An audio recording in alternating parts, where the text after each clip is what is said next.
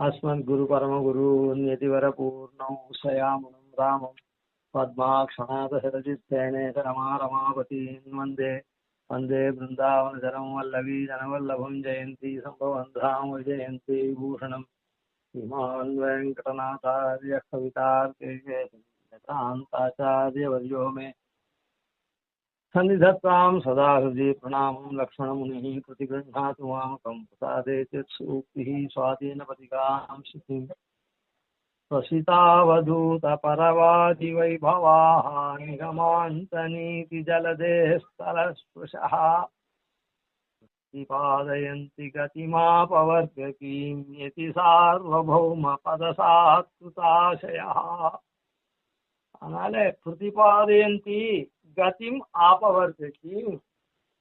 அதனாலே நிகமாந்த நீக்கிய ஆழம் உட்கருத்த நன்னா தெரிஞ்சின்றவான அளத்தினால எதி சார்பவங்களுடைய திருவடிக்கே ஆட்பட்ட மனசுடைய நம்முடைய ஆச்சாரியர்கள் எம்பெருமான் தான் நமக்கு ஸ்ரீமான் பிராட்டியோடு கூடின எம்பெருமான் தான் நமக்கு பதி. எல்லாத்தையும் லோகம் நமக்கு மாத்திரம் இல்லை, லோகம் மொத்தத்தையும் சரீரமா வச்சுட்டு இருக்கவன், அவனுக்கு சேஷபூத்தமா வச்சுட்டு இருக்கவன், அவன்தான் முக்தி தரவன், அவன்தான் முக்த போக்யன் அப்படின்றத உபதேசிச்சு அவன் முக்தி தரான், முக்தி தகா அப்படின்னு சொல்லிருக்கே, முக்தர்களால் அனுபவிக்கிறதுக்கு முக்த போக்கியனா இருக்கவனே முக்தியை கொடுக்கக்கூடியவன்னு சொல்லிருக்கேன். அப்போ அதுக்கு நாம என்ன பண்ணணும் அப்படின்ற உபாயத்தையும் அவர்களே உபதேசிக்கிறார்கள். பிரதிபாதயந்தி கதிமாபவர்த்தி. அதுல பக்தி பிரபத்தி அப்படின்னு ரெண்டு உபாயம்னு பொதுவுல சொல்றாரு. இந்த இடத்துல பிரபத்தி தான் அப்படின்னு எப்படி சொல்ல முடியும்? பிரபன்ன தஸ்ய வசீகரணம் தரணாகதிரேவா பிரபன்னாத் அந்நேஷான் ந திசந்தி முகுந்தோ நிஜபதம் அப்படின்னு முறையே பாஷ்யக்காரரும் சுவாமி தேசிகனும் எப்படி சாதிக்கிறார் அப்படின்னு சொன்னா, சுவாமி தேசிகன் அதுக்கு அதை நமக்கு விளக்கிறார். அதுபடி அதாவது மோட்ச மார்க்கம் இருக்குதே, மோட்ச மார்க்கத்துல பிரவர்த்திக்கிறவாளுக்கு நிவர்த்தி தர்மபராள் அப்படின்னு, இந்த சம்சார மண்டலத்தை பிரவர்த்திக்கிறவாளுக்கு பிரவருத்தி தர்மபராள் அப்படின்னு. பிரவருத்தின்னா திருப்பி திருப்பி அதே பண்றது. நிவர்த்தி தர்மபராள் அப்படின்னு சொன்னா இந்த சம்சாரத்துல உழலாம ஒரே படியா இருக்கக்கூடிய ஆனந்தமா இருக்கக்கூடிய மோட்சத்துக்கு செல்றதுக்கு, இதுல இருந்து இப்படி சுத்தி சுத்தி வர காரியத்திலேருந்து நிவர்த்தியாரா ஒரே மாதிரியான அனுபவத்தை தங்களுக்கே உண்டான அனுபவத்தை அனுபவிக்கிறவாள் நிவர்த்தி தர்மபராள், அதை அடையிறவாள் நிவர்த்தி தர்மபராள் அப்படின்னு சொல்லி. இந்த நிவர்த்தி தர்மத்துல இருக்கிறவா அதிகாரிகள் ரெண்டு பேர்னு சொன்னோம். பக்தி யோக நிஷ்டன், பிரபத்தி யோக நிஷ்டன் அப்படின்னு சொன்னோம். ஆனால் அத அப்படி சொல்லக்கூடாது. அப்படி சொல்றது சாமான்யமா அது ரொம்ப தெரிஞ்சவா சொல்லக்கூடிய வார்த்தை இல்லை அந்த பதம். பக்தி யோக நிஷ்டன், இவன் பக்தன், இவன் பிரபன்னன் அப்படின்னு சொல்றது நன்னா தெரிஞ்சவாள் சொல்லக்கூடிய வார்த்தை இல்லை. அது ஆபாத்ததா மேலெழுந்த வாரியா சொல்லக்கூடிய வார்த்தை. அப்படி சொல்லக்கூடாது. அது எப்படி சொல்லணும் அப்படின்னு சொன்னா, அத்வாரக பிரபத்தி நிஷ்டன், சத்வாரக பிரபத்தி நிஷ்டன் அப்படின்னு தான் சொல்லணும் அப்படின்னு சுவாமி தேசிகன் ஸ்பஷ்டமா சொல்லியிருக்க. அத்வாரக பிரபத்தி நிஷ்டன், பிரபத்தி நிஷ்டன். பிரபத்தி நிஷ்டன்னா என்ன அர்த்தம்னா, பிரபத்திய பண்றவன், பிரபத்தியிலே நிலை நிற்கிறவன், எம்பெருமான இடத்துல பிரபத்தி பண்ணிட்டு அதுல நிலை நிற்கிறவன் அர்த்தம் பிரபத்தி நிஷ்டன்னா. அப்போ பக்தன் எப்படி வரும்? பக்தி யோக நிஷ்டன் என்னாச்சு அப்படின்னா, அதான் ரெண்டு பேர் இருக்கா. நாம சாதாரணமா சொல்ற பாஷையில பிரபன்னன், பக்தன். பிரபத்தி யோக நிஷ்டன் பக்தி யோக நிஷ்டன் சொல்றோமே பிரிச்சு, அந்த ரெண்டு பேரை எப்படி சொல்லணும்னா அப்படி சொல்லக்கூடாது.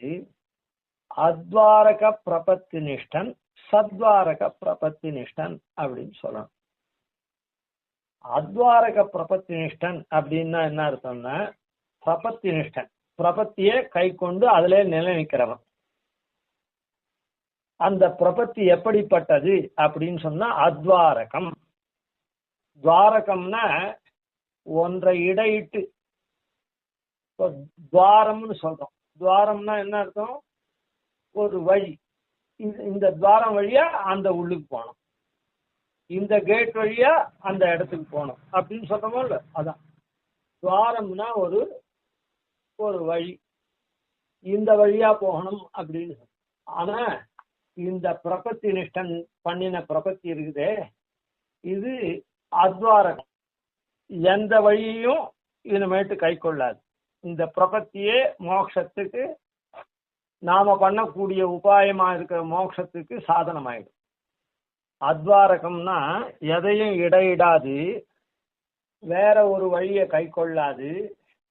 இந்த பிரபத்தியை பண்றானே, இந்த பிரபத்தியே நாம பண்ண வேண்டிய காரியங்கள்ல அதுவே மோட்ச உபாயமாயிடும். அதுக்கப்புறம் நாம வேற ஒன்றும் பண்ண வேணாம். வேற எந்த துவாரம் இடையான வழியையும் அது இல்லை. அத்வாரகம். ஆனாலும் இந்த இது நாம சொல்றோமே சாதாரணமா பிரபன்னன் பிரபத்தி யோக நிஷ்டன், அதை குறிக்கிறது அத்வாரக பிரபத்தி நிஷ்டன். ஏன்னா நாம பிரபத்தி பண்ணிட்டோம்னா அதுக்கப்புறம் ஒன்றும் பண்ண வேண்டியதில்லை. எம்பெருமானே அந்த மோட்சத்தை நமக்கு அருளிருக்கான். இந்த பக்தன் சொல்றமே இன்னொரு வகை பக்தி யோக நிஷ்டன், அவனை என்ன சொல்லணும் அப்படின்னு சொன்னா சத்வாரக பிரபத்தி நிஷ்டன். அந்த அவன் பிரபத்தி நிஷ்டன் தான், பிரபத்தி தான் பண்றான். ஆனா ஒரு துவாரத்தை சத்வாரகம் வேற ஒன்ன பண்றான். அது வழியா பிரபத்தி பண்ணி அது வழியா மோட்ச உபாயத்தை இவன் அனுஷ்டிச்சு பெறறான் மோட்சத்தை அப்படின்னு. அதாவது என்னன்னா, அது சொல்லணும்னா முதல்ல பிரபத்திய பண்ணிட்டு அப்புறம் அவன் பக்திய பண்றான். என்னத்துக்கு பிரபத்தி அவன் பண்றான் அப்படின்னு சொன்னா, நான் பண்ணக்கூடிய பக்தி யோகம் நன்றாக நிறைவேற வேண்டும் அப்படின்னு எம்பெருமானத்துல பிரபத்தி பண்ணிட்டு தான் அப்புறம் பக்தியை பண்றான். பிரபத்தி பண்ணாத நேர பக்தி பண்ண முடியாது. பண்ணினாலும் அது பல பர்யந்தமா, அதாவது அது பூர்ணமாயி பலத்தை கொடுக்காது. அதனுடைய முறையே அப்படிதான். பிரபத்தி பண்ணி அந்த பிரபத்தியில என்ன பெருமாளை வேண்டாம், பெருமாள் என்ன பண்றான்னா, அந்த நான் பண்ணக்கூடிய பக்தி யோகம் பண்ண போறேன், எனக்கு வர்ணாசிரம தர்ம அனுமதி இருக்குது, திரைவர்ணிக புருஷனா இருக்கேன், வேதாங்கங்களை கற்றிருக்கேன், அப்புறம் ஆசிரம தர்மங்களை நல்லா ஒழுங்கா பண்றேன், அதனால நான் பக்தி யோகம் பண்றேன். அந்த பக்தி யோகத்தை நீர் தடங்கள் இல்லாம நன்றாக நிறைவேற்றி தரவேணும் அப்படின்னு பிரபத்தி எம்பெருமானிடத்துல பண்றது. அப்போ பிரபத்தி அனுஷ்டிக்கிறான். அது என்னத்துக்கு அனுஷ்டிக்கிறான்? மோட்சார்த்தம் பண்ணக்கூடிய பக்தி யோகமாகப்பட்டது நிர்விக்னமா முடிச்சு தரணும், எனக்கு முடியணும். அதுக்கு எத்தனையோ இருக்குது. ஆப்பிரயாணம் பண்ணணும்ன்றது மாத்திரம் இல்லை,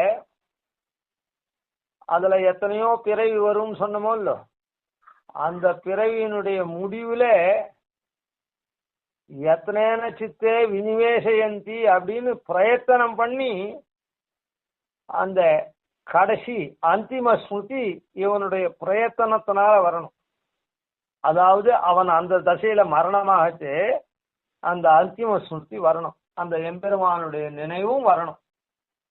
அது பர்யந்தம் அதுல பக்தி யோக நிஷ்டனுக்கு காரியம் இருக்கிறதுனால அவன் பண்ணக்கூடிய பக்தி யோகம் தடங்களற்றதா நிர்விக்னமா பரிபூர்ணமாகணும் அப்படின்னு அவன் பண்ணி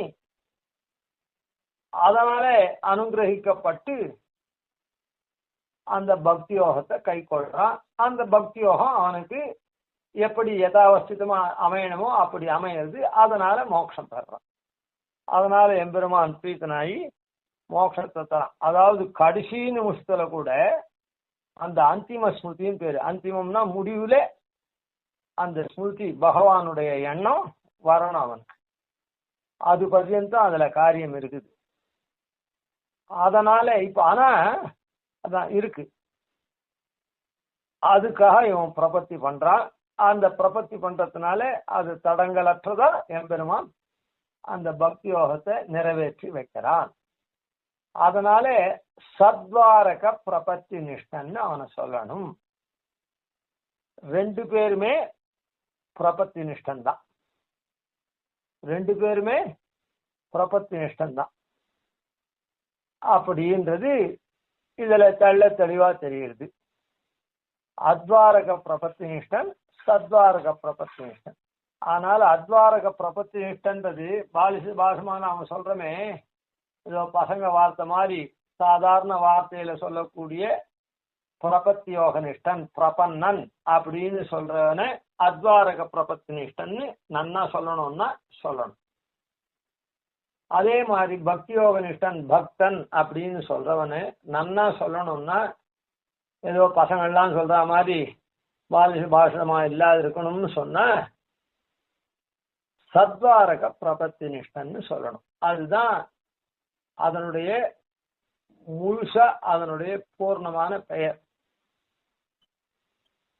இது எப்படி அது அப்படின்னு சொன்னா அது அதான் பிரபத்தி எங்க வருது இதுல அப்படின்னு சொல்றது தெரிஞ்சு போச்சு.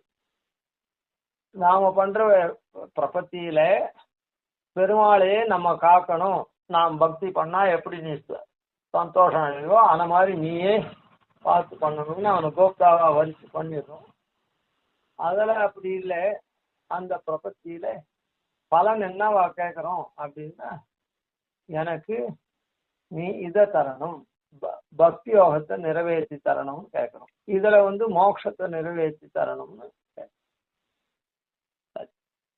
இதுக்கு ஒரு ஸ்லோகம் மூலமா ஒரு காரியம் மூலமா சுவாமி தேசிகனே இது எப்படி இது ரெண்டும் ஒன்னாகுது, அதாவது இதுல இருந்து என்ன தெரியுதுன்னா, ரெண்டாவது உள்ள சத்வாரக பிரபத்தி நிஷ்டனுக்கு பிரபத்தியும் அவன் அனுஷ்டிக்கிறான், பக்தியும் அவன் அனுஷ்டிக்கிறான்றது தெரியுது. ஆனா அத்வாரக பிரபத்தி நிஷ்டன் விஷயத்துல பிரபத்தி ஒண்ணுதான் அனுஷ்டிக்கிறான்னு சப்தத்தகா தெரியுது. ஆனா அப்படி இல்லை. ரெண்டு பேருமே பக்தனாவும் ஆறான், ரெண்டு பேருமே பிரபன்னனாவும் ஆறான்.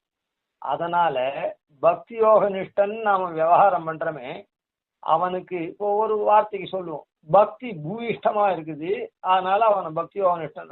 அவனுக்கு பிரபத்தி கொஞ்சம் தனிஞ்சதா இருக்குது, அதனுடைய பிராதானியம் அதிகமா தெரியாம இருக்குது. அதனால அவனை பக்தி தான் நன்னா தெரியறதுனால பிரதானமா தெரியறதுனால அவனை பக்தி யோக நிஷ்டன் சொல்றோம். பிரபத்தி யோக நிஷ்டன் விஷயத்துல வரைச்சே பிரபத்தி தான் பிராதான்யமா என்ன 99.99 பங்கு தெரியுது. பக்தி எதனா தெரியுதா இதுல அப்படின்னு சொன்னா, நம் போல்வாரிடத்துல அந்த பக்தி தெரியறது இல்லைன்னு தான் சொல்லணும். ஆனாலும் கூட இந்த பிரபத்தி யோக நிஷ்டன் கூட நித்தியம் எம்பெருமானே தியானம் பண்ணணும். அது பண்ணலைன்னா மோட்சம் வராதா அப்படின்னு இல்லை, மோட்சம் வரும். கைலாகத்தினால பெருமாள் எத்தையும் எதிர்பார்க்கறது இல்லை. அப்படி தியானம் பண்ண இவனுக்கும் அவனை போல பெருமாள் தியானத்துல தோன்றுவார், அந்த ஆனந்தத்தை கொடுப்பார். அது என்ன, இவனுக்கு விட்டு விட்டு கூட இருக்கலாம். அவன் தியானம் பண்ண ஆரம்பிச்சான்னா பெருமாளை தைலதாரைய போல அவிச்சன்னமா வரணும். அது நித்தியம் விடாத பண்ணணும், மரண பர்யந்தம் பண்ணணும். அப்புறம் மரணிக்கச்சே பெருமாளை நினைக்கணும். அப்படிலாம் அவனுக்கு கண்டிஷன் இருக்குது. இவனுக்கு அப்படி இல்லை. பண்ணினான்னா உண்டு, பண்ணலைன்னா இல்லை. அதாவது ஆத்துல வந்து நானாவது பக்ஷங்களோட விசேஷ தளிகை பண்ணியிருக்கா. அதை நன்னா அனுபவிச்சு சாப்பிட்டாலும் சாப்பிடலாம். இல்லை அவசரம் எனக்கு சாத்து சாதம் போகிறோம் அப்படின்னு நித்தியத்தை போல சாத்து சாதம் சாப்பிட்டாலும் சாப்பிடலாம். பசி அடங்காத போகாது, பசி அடங்கிடும். புரியுது? அந்த மாதிரி இவனுக்கு இந்த பக்தி யோகம் பண்ணலைன்னா கூட மோட்சம் கிடைக்கும். ஆனால் நித்தியம் சாத்து சாதம் சாப்பிடுத்து பசி மாத்திரம் அடங்கிறது. ஏதோ திட்டமான ருச்சியில சாப்பிட்டு போகிறான். இன்னைக்கு பக்ஷாதிகள்லாம் சேர்த்து சாப்பிட்டாக்கா, ஆஹா இன்னைக்கு ஆச்சரியமா என்ன அறுசுவையா சற்று சோபேதமான அன்னம் கிடைச்சிது அப்படின்னு அந்த ஆனந்தம் இருக்குதே, அந்த ஆனந்தத்தை இழக்கிறான். அவ்வளோதானே தவிர இவன் பசி ஆறாத இல்லை. அதனால இவனுக்கு இங்குற்றைய நாள்ல அந்த பக்தி எம்பெருமான தியானம் பண்ணான்னா எம்பெருமானுடைய தரிசனமெல்லாம் கிடைச்சி ஆனந்திப்பான். அப்படி இல்லைன்னா பசி ஆடுற மாதிரி மோட்சம் நிச்சயம் அவனுக்கு கிடைச்சிடும். புரியுதா? அதனால ஒரு ஹானியும் கிடையாது. பட்னியா இருக்க மாட்டான், பசி வாட்டாது அவனை. அந்த மாதிரி மோட்சம் கிடைக்காத போகாது, மோட்ச அனுபவம் கட்டாயம் வரும். அறுசுவையா இருக்கக்கூடிய சட்ரசோபேத அன்னம் கிடைக்கல, அவ்வளவுதானே தவிர அதான் இங்குற்றை நாள்ல அந்த பகவத் அனுபவம் கிடைக்கல, அவ்வளவுதான். அதை தெரிஞ்சுக்கணும். அதனால ரெண்டு பேரும் பக்தன் தான். ரெண்டு பேரும் பிரபன்னன்றது ஏற்கனவே சொல்லியாச்சு. பிரபத்தி பண்றான், அவன் அங்க பிரபத்தியா பண்றான், இவன் சுதந்திர பிரபத்தியா பண்றான். இந்த சப்தம் தான் சொல்லலை. பக்தியோக நிஷ்டன் என்ன பண்றான்? பக்தியோகத்துக்கு அங்கமா பிரபத்தி பண்றான். பிரபத்தி யோக நிஷ்டன் என்ன பண்றான்? அத்வாரக பிரபத்தி நிஷ்டன் நேரவே பண்றான். அதனால அவன் வந்து சுதந்திரமா பிரபத்தியை பண்றான், மோட்சத்தை வேணும்னு குறிச்சே பண்றான். அதனால இப்போ அது பிரபன்னன்றது தெரிஞ்சு போச்சுன்னா, இது வந்து பக்தின்றது இவன் பண்ணான்னா இவனுக்கு பலன், பண்ணலைன்னா ஹானி ஒன்றும் கிடையாது. அவன் கட்டாயம் பண்ணி பெருமாளை அனுபவிச்சுட்டே தான் இருக்கணும். அது அவனுக்கு உண்டான ஆக்ஷன். சரி, அதை என்ன சாய்க்கிறார்னா, ஸ்வதந்திராங்க பிரபத்திபியாம் பிரபன்னாவத்ரதா உபௌ பலசாதன பக்திபியாம் பக்தாவபி ச தர்சிதௌ. ஸ்வதந்திர அங்க பிரபத்திபியாம், அதான் அத்வாரக பிரபத்தி நிஷ்டன்றது சுதந்திர பிரபத்தி அப்படின்னு பேர். வேற எதையும் இல்லாத இந்த பிரபத்தியே சுதந்திரமா எம்பெருமான வசீகாரம் பண்ணிடும். அதனால சுதந்திர பிரபத்தி. அது இன்னுத்தம் பண்றது பக்தி யோக நிஷ்டன் என்ன பண்றான்? அங்க பிரபத்தியா பண்றான். இந்த பிரபத்தி என்ன பண்ணும்? பக்தி யோகத்தை சாதிச்சு கொடுக்கும். அதனால அது பக்தி யோகத்துக்கு அங்கமான பிரபத்தி. சுதந்திர அங்க பிரபத்திபியாம் பிரபன்னாவத்ர தாவுபௌ, இந்த ரெண்டு பேருமே பிரபன்னர்கள் அப்படின்னு ரெண்டு பேருமே பிரபத்தி பண்றான். இவன் மோட்சார்த்த நேர பிரபத்தி பண்றான், அவன் பக்தியோக நிஷ்பத்தியர்த்தம் அவன் பிரபத்தி பண்றான். அதனால ரெண்டு பேருமே பிரபன்னர்கள். அதனால பிரபத்தியோக நிஷ்டன் பிரபன்னன்னு சொல்றது சரியான பிரயோகம் இல்லை. அது பிராயசா பெருமை இருக்கிறதுனால அதை பிரபன்னன் பக்தன் நாம சொல்றோம். சரி, ரெண்டு பேருமே பிரபன்னா வத்ரதாவோ, ரெண்டு பேருமே பிரபன்னர்கள் தான். பலசாதன பக்திபியாம் பக்தாவபி ச தர்சிதௌ, இந்த ரெண்டு பேருமே அத்வாரக பிரபத்தி நிஷ்டன் இருக்கானே, அதான் சுதந்திர பிரபத்தி பண்றானே மோக்ஷார்த்தம் நாமலாம். இவன் வந்து இந்த பக்திய பண்ணான்னா, அதான் ஆன்மீகத்துல கூட அதனாலதான் சொல்லியிருக்கோம், ராத்திரி வேளை நாம படுத்துக்கிறதுக்கு முன்னே கொஞ்ச நாள் பெருமாளை தியானம் பண்ணி யோகம் பண்ணணும். அதுக்கு யோகம்னே பேரு. பஞ்ச காலத்துல அபிகமன சுவாத்தியாய ஈஜ்ய, அபிகமன உபாதான சுவாத்தியாய, அபிகமன உபாதான இஜ்யா சுவாத்தியாய யோகம்னு பேர். அந்த யோகத்துல பெருமாள் என்ன பண்ணணும்? தியானம் பண்ணிட்டு அப்படியே படுத்துக்கணும். அப்படி கொஞ்ச நாள் தியானம் பண்ணிட்டு அப்படியே தூங்கணும்னு சொல்லி, அந்த மாதிரி தியானம் பண்ணா நம்முடைய தியானத்துக்கும் பெருமாள் விஷயமாகும்.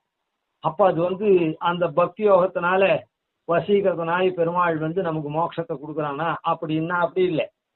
மோட்சத்துல எப்படி கைங்கரியத்தை கொடுக்குறானோ அதே மாதிரி இங்க வந்து மோட்சத்துல எப்படி குழுமி தேவர் குழாங்கள் கைத்தொழ சோதி வெள்ளத்துள்ளேன்னு அங்க எப்படி பெருமாளை பார்த்து அவள்லாம் சேவிச்சுட்டு இருக்காளோ அந்த மாதிரி நாம இங்க தியானத்துல சேவிக்க போறோம். அதனால இது உபாயமான பக்தி இல்லை. இந்த சுதந்திர பிரபந்தனா இருக்கக்கூடிய நாம இருக்கமே, நாம தியானம் பண்ணோம்னா அது உபாயத்துல சேராது. நாம தியானம் பண்ணா உபாயத்துல சேராது, அது பலத்துல சேரும்.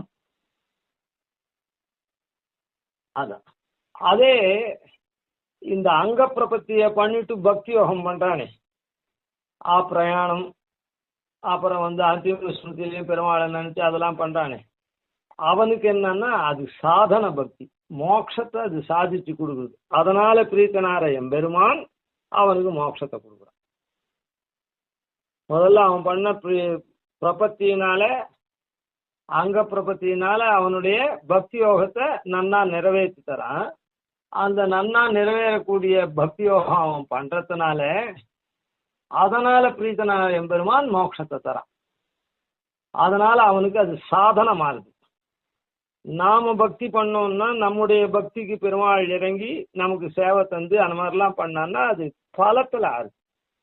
நாம் அது பண்ணலைன்னாலும் ஒன்றும் இல்லை, அதான் சாதம் இருக்குது, பக்ஷத்தோடு கூட அது சாப்பிட்டா விசேஷமா சாப்பிட்டா மாதிரி ஆகுது. இல்லைன்னா நமக்கு வேண்டிய பசி போகிறது நிச்சயம். அதே மாதிரி நமக்கு வேண்டிய இந்த சம்சாரம் போய் மோட்சம் நிச்சயம் பிரபத்தினால. அதிகப்படியா பக்ஷணம் சாப்பிட்றா போல இந்த இது அவனுக்கு அப்படி இல்லை, அது சாதனமாவே ஆகுது. அதனால பிரீத்தனார் எம்பெருமான் தான் மோட்சத்தரா. அதனால பலசாதன பக்திப்யாம் பக்தா அபிச்ச தர்சிதோ, அந்த பலசாதன பக்தி இருக்குதே, நமக்கு பலம் அவனுக்கு சாதனம். அப்படிப்பட்ட பக்தி, ரெண்டு பக்திகள்னால நாம பிரபந்தன்னு சாதாரணமா சொல்றோமே, அதான் அத்வாரக பிரபத்தி நிஷ்டன், சுதந்திர பிரபத்தி நிஷ்டன், அவனும் பல பக்தியே உடையவனா இருக்கான். அந்த பக்தி யோகன்றவன் சாதன பக்தியே உடையவனா இருக்கான். அதான் சுதந்திர பிரபத்தி பண்றவன் பல பக்தியே கூடினவனா இருக்கான். அங்க பிரபத்திய பண்றவன் சாதன பக்தியோட கூடினவனா இருக்கான். அதனால ரெண்டு பேருமே பிரபன்னன் தான், ரெண்டு பேருமே பக்தன் தான் அப்படின்னு சொல்றதுனால இந்த இடத்துல மோக்ஷோபாயத்தை பண்ணக்கூடிய அதிகாரிகள் ரெண்டு பேர் பக்தி யோக நிஷ்டன் பிரபத்தி யோக நிஷ்டன் சொல்லக்கூடாது. அத்வாரக பிரபத்தி நிஷ்டன் அப்படின்னு பிரபத்தி பண்றவனையும் அகிஞ்சனாதிகாரியான பிரபத்தி பண்றவனையும், சகிஞ்சனாதிகாரியாந்து பக்தி யோகம் பண்றவனை சத்வாரக பிரபத்தி நிஷ்டனும் அப்படின்னு தான் சொல்லணும். ஏன்னா ரெண்டு பேர் பக்கல்லையும் பிரபத்தி அனுஷ்டானம் ரெண்டு பேரும் பண்றான். ரெண்டு பேரும் பக்தி யோகத்தை பண்ணலாம். அதனால ஒண்ணு சாதன பக்தி ஆகுது, இன்னொன்னு பல பக்தி ஆகுது அப்படின்னு வரையறுத்து ரெண்டு பேரும் பிரபத்தி யோக நிஷ்டன், ரெண்டு பேரும் பக்தி யோக நிஷ்டன் இப்படிதான் சொல்லணும். அத்வாரக பிரபத்தி நிஷ்டன், சத்வாரக பிரபத்தி நிஷ்டன் அப்படின்னு சாட்சி. அதனால ரெண்டு பேருமே இப்போ பிரபத்திய பண்ணிருக்கிறதுனால, ஏன்னா இதுல பிரபத்தி தான் முன்ன நிக்கிறது. எப்படி முன்ன நிக்கிறது அப்படின்னு சொன்னா, நம் போன்ற அகிஞ்சனாதிகாரிகள் விஷயத்துல பிரபத்தியே முழுசா நிக்கிறது. அதனால முன்ன என்ன பின்ன என்ன, அது முன்ன நிக்கிறது.